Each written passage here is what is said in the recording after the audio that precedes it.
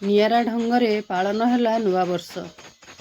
ମୁଖ୍ୟତଃ ନୂଆବର୍ଷକୁ ଆମେମାନେ କୌଣସି ପର୍ଯ୍ୟଟନ ସ୍ଥଳୀକୁ ଯାଇ ପିକନିକ୍ କରିବା ସହିତ ସାଙ୍ଗ ସାଥୀ ପରିବାରର ସଦସ୍ୟମାନଙ୍କ ସହିତ ମିଶି ଭୋଜି ଭାତ ନୃତ୍ୟ ଗୀତରେ ଓ ବିଭିନ୍ନ ମନୋରଞ୍ଜନ ସହିତ ପାଳନ କରିଥାଉ।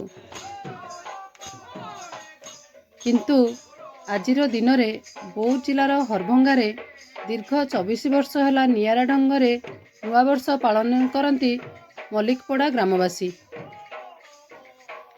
ସ୍ୱର୍ଗତ ଲକ୍ଷ୍ମଣ ଭକ୍ତାଙ୍କ ପ୍ରେରଣାରେ ସକାଳେ ଭେଜିଗୋରା ପେଟାଶ୍ୱର ମନ୍ଦିରରୁ ସଂକୀର୍ତ୍ତନ ଆରମ୍ଭ କରି ସାତଖଣ୍ଡ ଗ୍ରାମରେ କୀର୍ତ୍ତନ କରି ଶେଷରେ ମଲ୍ଲିକପଡ଼ା ଗ୍ରାମରେ ଅବାଳ ବୃଦ୍ଧ ସମସ୍ତେ ଏକତ୍ର ପ୍ରସାଦ ସେବନ କରିଥାନ୍ତି।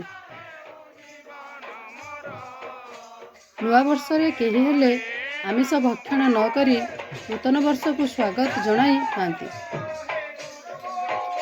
ବୌଦ୍ଧରୁ ବୈଦ୍ୟନାଥ ସାମଲଙ୍କ ସହିତ ହରଭଙ୍ଗାରୁ ଚିତ୍ତରଞ୍ଜନ ସିଂଙ୍କ ରିପୋର୍ଟ, ମୋ ଜିଲ୍ଲା ଖବର।